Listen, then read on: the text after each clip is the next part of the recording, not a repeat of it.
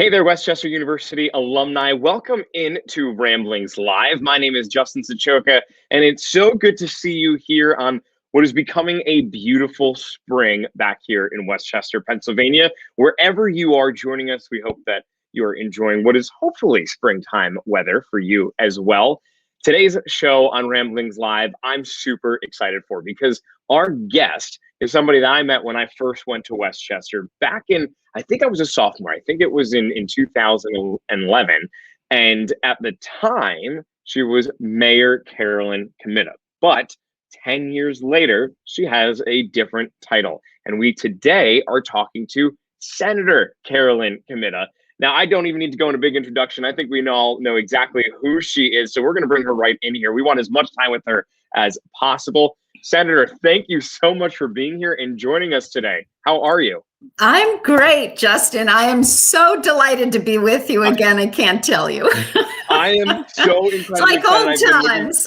It is like old times. I've been looking forward to this for so long now. I saw your name on the docket a couple of months ago, and I've been counting down the days until you and I got to jump on here for Ramblings Live. How's everything been going with you? Well, of course, here we are in the 13th month of a pandemic. So, like everyone, it's been up and down and all over, and, losses and joys. And, one of the things one of my neighbors and I were talking about was the idea of the importance of all walks.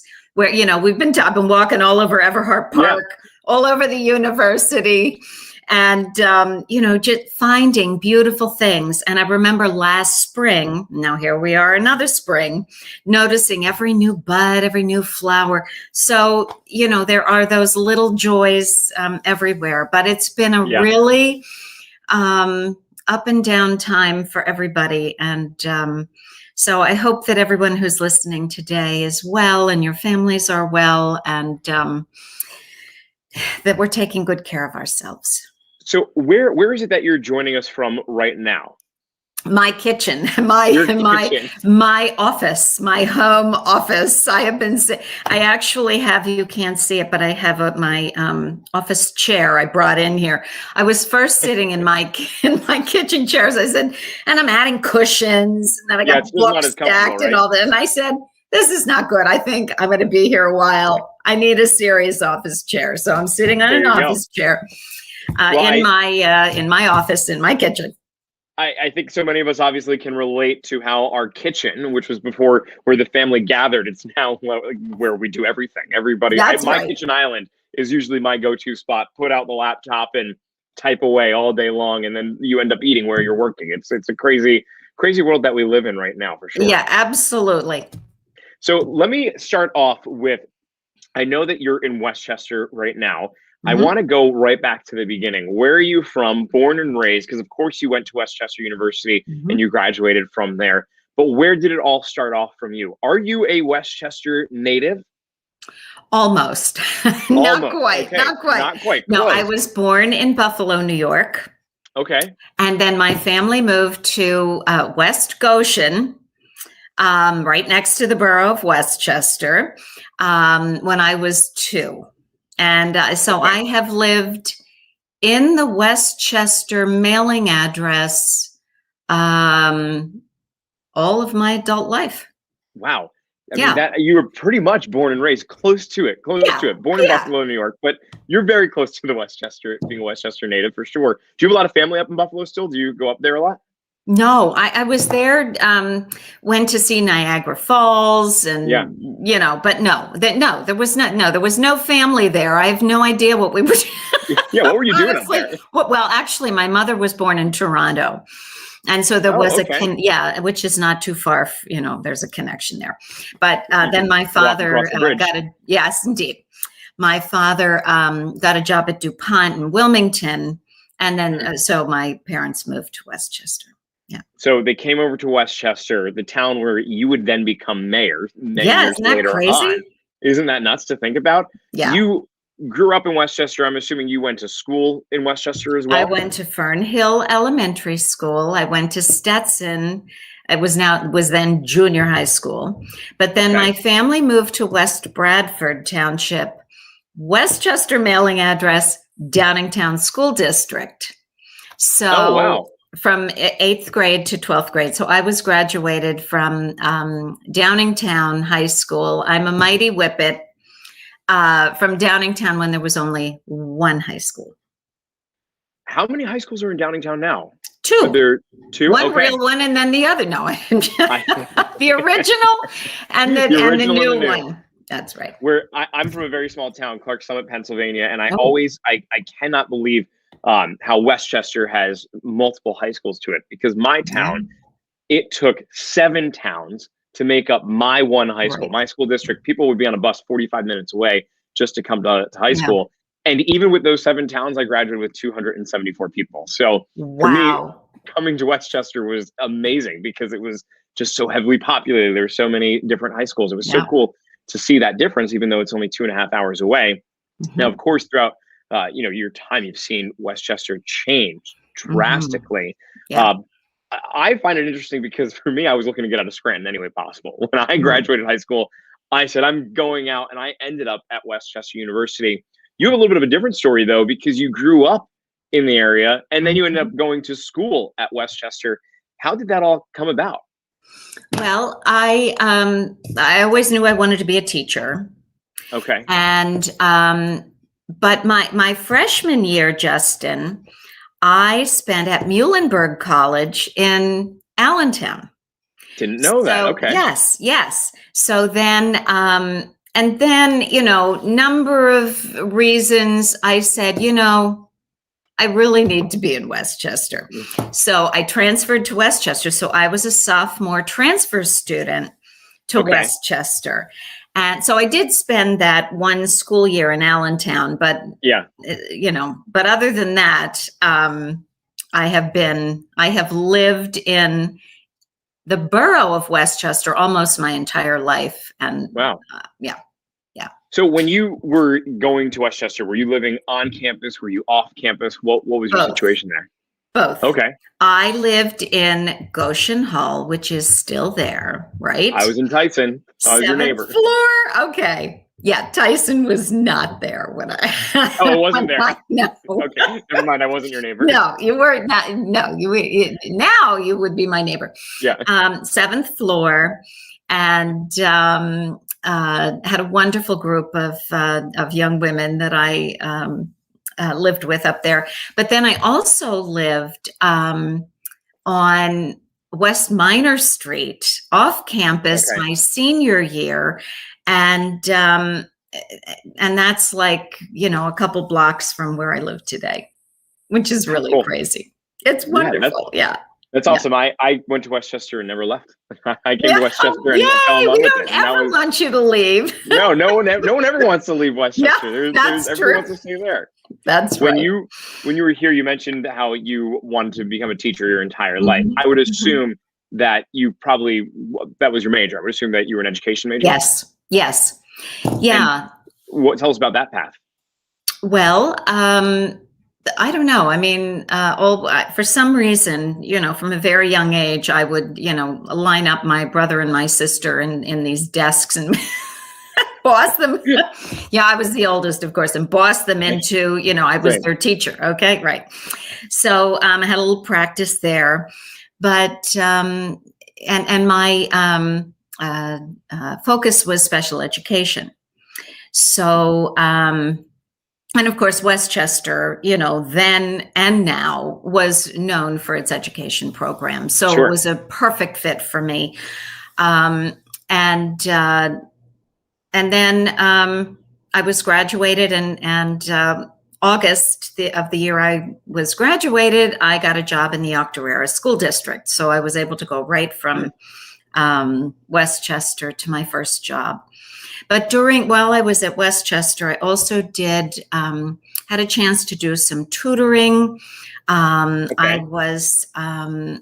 had a wonderful opportunity in Coatesville, the city of Coatesville, I believe it was at the time their community center.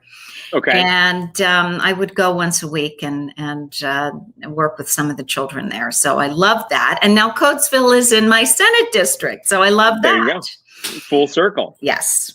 Yeah. So when you were going to school and you were studying to become, or you were an education major, you wanted to go and become a teacher, you got your job right after that. What grade were you teaching? I was hired to be a teacher for grades 4 and 5 at the time. They had it set up. Okay. It was an elementary school, then an intermediate school, and the intermediate in Octorara started in 6th grade. So I was the 4th and 5th grade special education teacher. So I developed programs and taught special education for 3 years. Then in 1976, which sounds like a long, long time. It was a long time ago. The state not that long ago. Believe me, not that long ago. The state of Pennsylvania mandated that each school district develop and provide programs for gifted and talented students, which is also a facet of special education. I think there was a chapter in one of my books at Westchester about gifted and talented education. But so I was tapped to start the program for the primary grades in Octorara. And it was a wonderful opportunity because I got to work with all of the other teachers who had been tapped in all the different Chester County school districts to talk about, what will our programs look like? What training do we need? So we were sent to a couple of trainings on gifted programs for gifted and talented. Then through the Chester County IU, we would meet regularly and modeled each other's programs. So I got to meet a wonderful group of people. And of course, none of us knew what we were doing, right? We were not making it up. Well, sort of. Some degree, I'm sure. Yeah. There were other states that had already developed programs for gifted and talented students. So we were able to learn from them. But what an amazing opportunity, though. It was fantastic. So then I went from primary grades to the 4th and 5th, as I said. And behind me, they hired a teacher for the gifted program for primary grades. Okay. I created and taught 4th and 5th gifted classes for a couple of years. Then they hired somebody and moved me up to the intermediate school, 6th, 7th, and 8th. 5 through 8. And I developed that program and I stayed there. And so that was where I finished out my time teaching in Octorara, and I loved every minute of it. Some of those students, Justin, like you, who I've known for years and years, some of those students started out with me in 1st grade in the gifted program. And then as I moved up, they moved up. So some of them I had for 8 years. We were together, and many of them are still in my life. That's amazing. How long were you a teacher for altogether? 12 years. 12 years. Oh, wow. And then our son was born, and I decided that, we all need to know what we're good at and what we're not good at. And I thought, for me, I was all in with my students, and I thought, I think it's better if I'm all in for my child while he's little, and then our daughter was born a couple of years later. So that was a good choice for me. Well, that's great. I mean, it's amazing that you were able to do that for 12 years. You have that connection. I mean, I still know Mrs. Yurnosky, 3rd grade. That's who I'm Facebook friends with her now. I keep up with her still. I mean, you have these teachers that are so important to so many people throughout not just the time that they're at school, but their entire life. And it's so unique that Westchester University has such an amazing education program. Because I just think back to the people that I know that I went to school with, and the decades and decades of people that have become teachers, and the amount of lives that they have impacted for the better throughout that. It's really amazing that all of this stems right from WCU. It's really a pretty unique situation that we are Quite. surrounded by. Yes, it's quite a legacy. I mean, Sure. you look at you, Justin, right? And me and all of our alums, and really the world is a better place, No and doubt. our schools and our communities. Yeah, because of our So WCU alums. let's talk a little bit more about WCU. What were Yeah. you involved in when you were there? When you were at Westchester? What type Well, of things did you do extracurricular wise? as I said, most of what I did was in my, around my major. So, Okay. tutor. I also had some private, individual students that I tutored. I would go to their homes and help them. And then I went to the Okay. community center in Coatesville. But at the time, I was not in the music and theater and all of those things that I wish I had done, but that was not a part of my experience at Westchester, sadly, Well, until I became mayor, and then I was just going to say, you were got always involved in everything. incredibly involved when I was there. And I have a picture here. When I was at Westchester University, you stopped by WC Weekly, which is the show that I was This hosting was at the my time. birthday. Was Yes, this and my you know birthday? Because then I got balloons. You did. There's the balloons and the cake. Fantastic memory there. Way to go. I love that. That was your birthday. Isn't that sweet? That's so sweet. I mean, I did all my extracurricular once I became mayor, Justin, and I was all in. I'm still am. How was it different, though? I mean, was it different when you were at campus? Because I just think back to the time when I was there, where I think they were advertising there was like 220 clubs that you could be a part of, and now today there's like 400 clubs that you can be a part of. What did the campus footprint look like from the extracurricular at the time? Did you kind of have to go create your own stuff, or there wasn't as much available? Are students taking that for granted right now that there is a plethora? How is it different?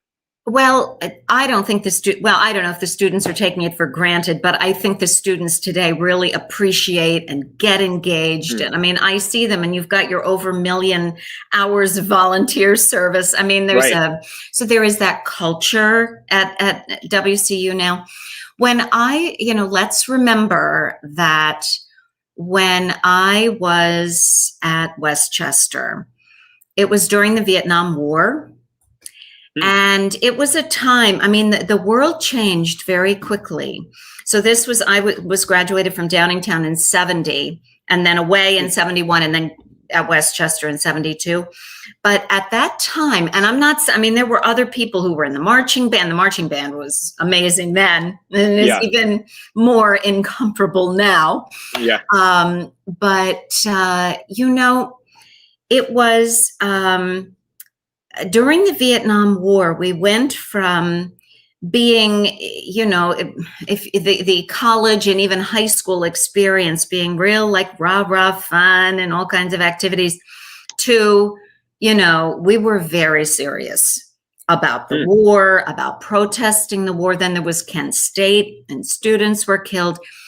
It was, it was almost, at least for me, I felt like I should be doing more serious things, not serious extracurricular, like helping students. And do you see what, I mean? So I think that is, but I'm sure some of my friends who were there at the time would tell you, oh, they were in this, that, and the other thing. But that was my own personal experience. Well, do you think that your experience there, because let's transition into what you do today. You're a senator today. Let's talk about how has that, do you think, maybe had an imprint on you or an impression on you for your work today, being the mayor, being a representative, becoming a senator?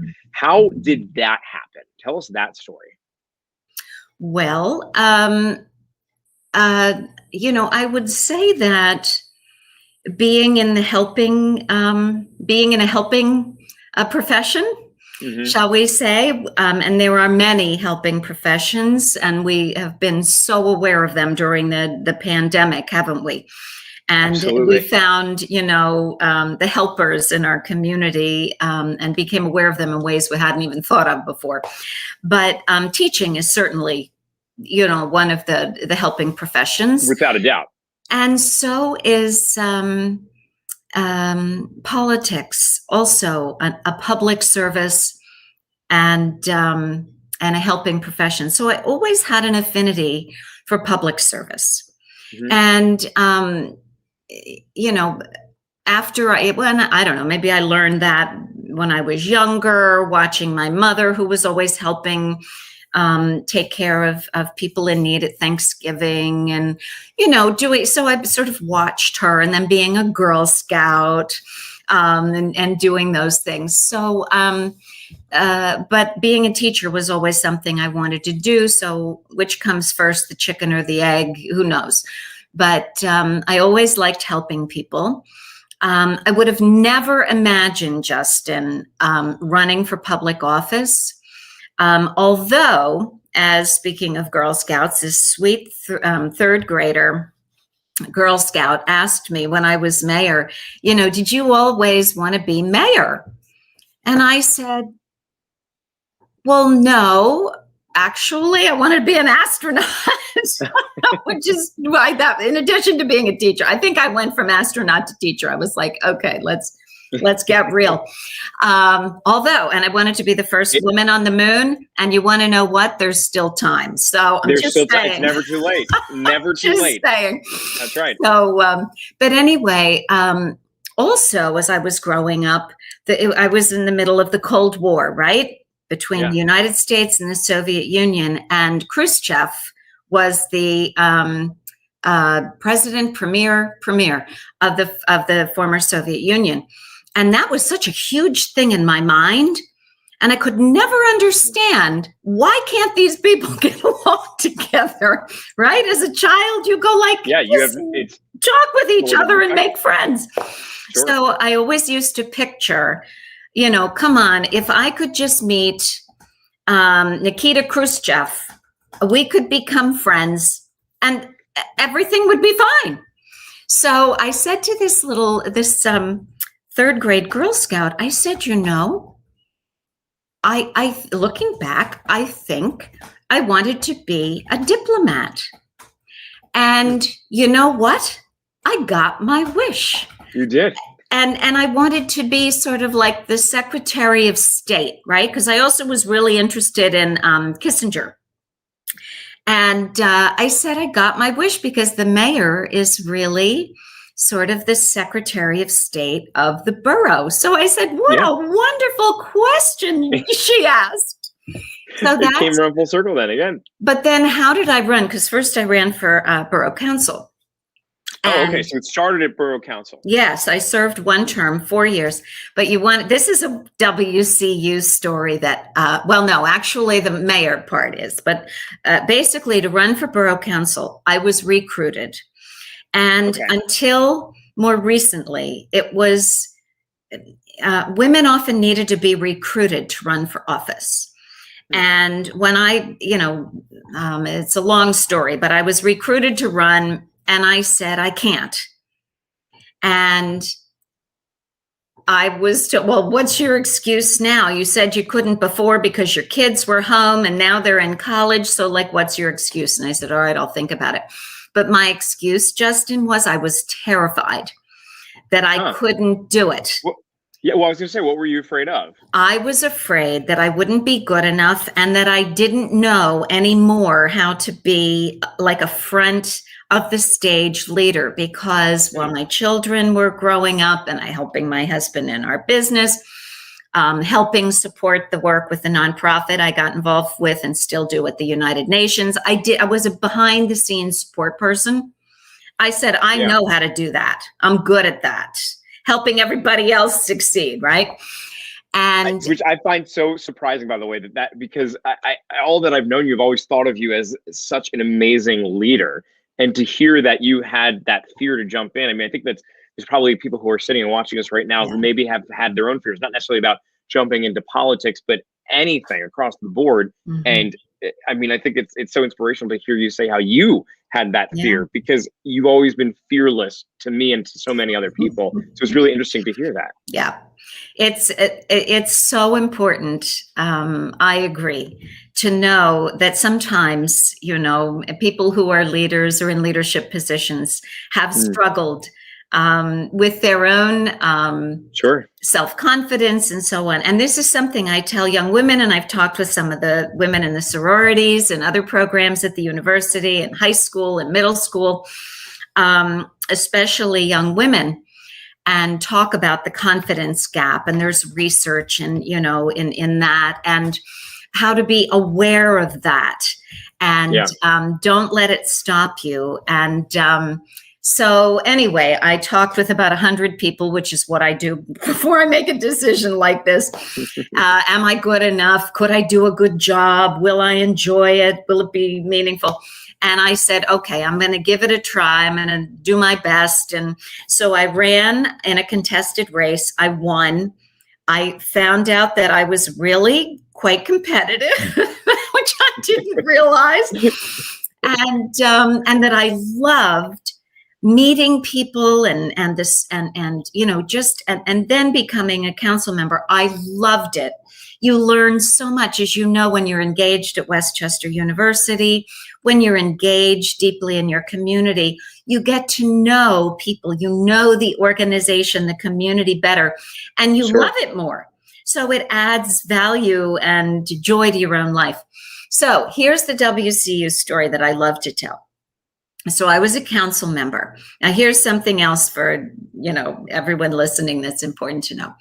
So I ran for borough council president, and I thought my colleagues on council, and it's a council elected position, would elect me, because I had done a lot of good things the first 2 years and we were having new elections. Well, was I elected? No, I was not. And I was devastated. I'm sure, yeah. And I was really, I thought, well, okay, so shortly after that, I had lunch with Madeline Wing Adler, who was at the time president of Westchester University. Yeah. And there was there's now the Nield Street parking garage, right next to campus in a neighborhood, encroaching in a neighborhood. The neighbors were really upset. It was my ward that I represented. They were very upset. And there were talks of a lawsuit and so on. So I said, well, let me talk with President Adler and, let's see if we can resolve this and bring people together. Yeah. So we had lunch together. At the end of the lunch, she said, so Carolyn, what will you do next? Run for mayor?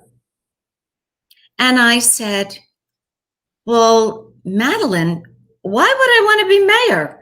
The mayor doesn't have a vote. The mayor doesn't set policy. The action is all in borough council, right? Which is why I so, wanted to be president of council. And she said, well, it depends on who the mayor is, how the mayor leads. And I said, okay, tell me more. And she said, well, my father had been the mayor of our town that I grew up in Ohio for 30 years. She said, I can tell you that a mayor has a tremendous opportunity to bring people together to improve the community. So, of course, President Adler was talking with me, looking at me as a council member, trying to bring people together to improve the community with this parking garage issue. And so she planted that seed. She planted the seed. And I then talked with 100 people, as I always do. And would I be good enough? And could I do it? And all of this. And I decided that that I would do the best I could, and I would bring what I bring to the table. And then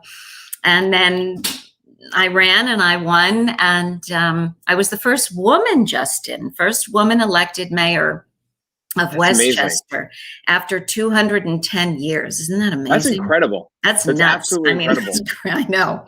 And I know that I and many other people are so thankful, Ben. I didn't realize that it was President Adler that did that and Yes. planted that seed there for you, and gave you that little nudge and a little bit of encouragement to after it. But that obviously turned into a whole career in politics now at this point. You're a senator at this point right now. Now, I know our time is the problem with myself and you is that let's just spend the afternoon together. I know, let's talk all afternoon with this. I don't want to take up too much more of your time, but I do want to go on a little bit longer to talk about how you became a senator, what your roles involve now.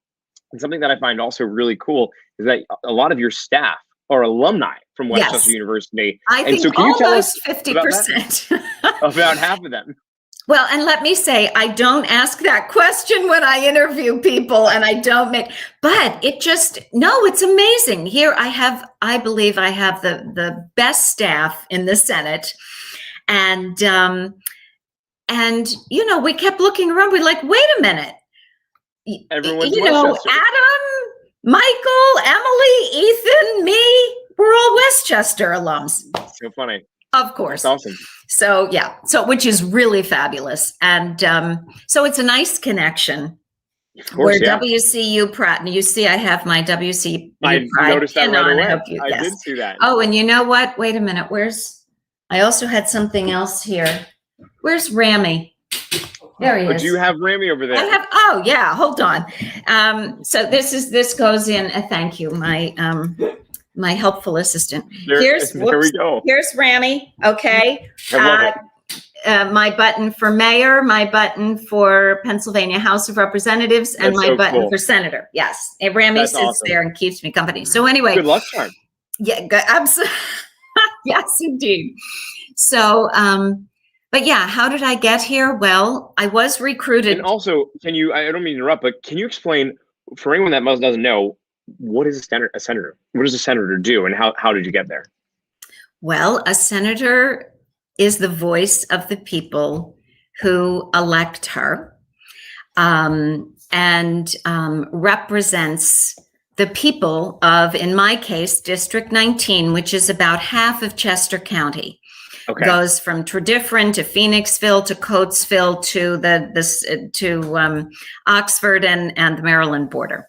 And and Octorara School District is in my district. So all the places that I've lived and worked and so on is pretty cool. So, but a senator there are two things that a House member and a senator do. We work in Harrisburg to promote, to introduce, and also to vote for legislature that will improve people's lives. And then in our district offices, what we do is we provide services, our staff and the senator and the House members. People can call us and we help with so many things. And you want to know, this is a really good tip for anyone who is watching and listening today. If you have any question about anything, my dog is lost. What do I do? I lost my driver's license is out of, it has expired. I got to get it for tomorrow. What do I do? I have a tax form question, anything at all. Call your state senator, call your state representative, House member. We can help you. If we don't directly do that work, we know who does, and we'll send you to the county, local, or whatever. I didn't know that before I was a House member, and I wish I had known when I was your age. I lost my driver's license, so I'm calling your office. You're going to call my office, and I found out during COVID, my driver's license was expired, and I was going someplace, and I said, I can't drive on an expired driver's license. So I'm like, what am I going to do? What am I going to do? Oh, I'm going to call my office. So I said, what do I do with it? Anyway. There you go. We took care of it. Fantastic. We take care of everybody. That's excellent. Yeah. So how did you get to become a senator in quick abbreviated version? What led you to become the senator? Well, Senator Dinniman, who had served this same district for Sure. 15 years, decided to retire. So Okay. when he decided to retire, I thought a lot about it, and I said, I'm in the House of Representatives. I love being in the House. I can serve and do a lot of good work there. But my number one, I believe in the Senate, and my goal in the Senate is to have an even greater reach and impact in fighting for the people I represent, and to further my work in fighting the climate crisis and working toward a clean energy future.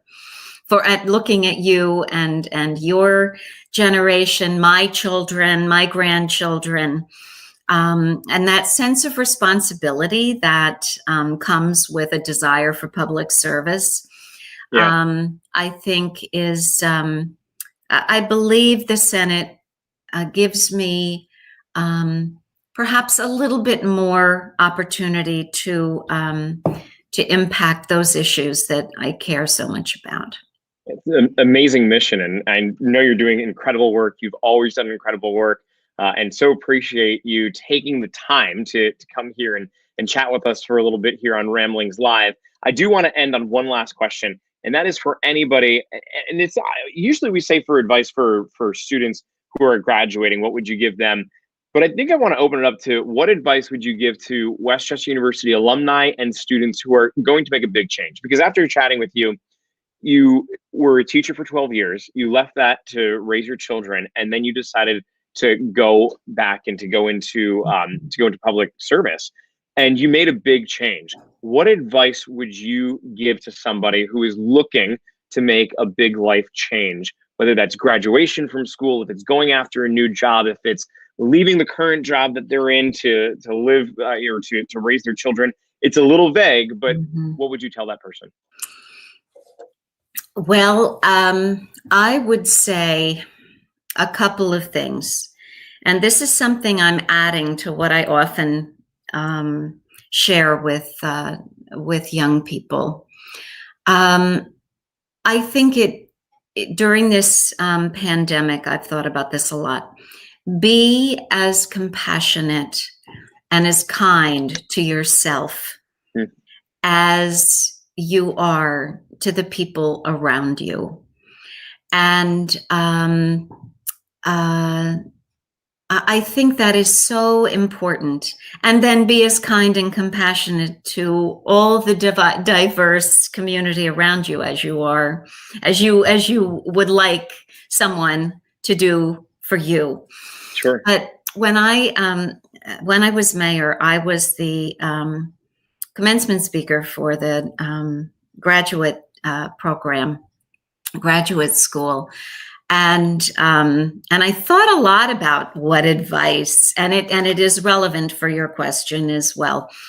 I always like to remind people to lead with your gifts, choose what you love, and in everything that you do, think about leaving the world a little bit better. Amazing advice.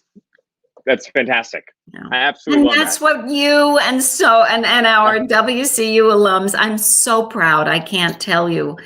And I know our alums are making the world a better place.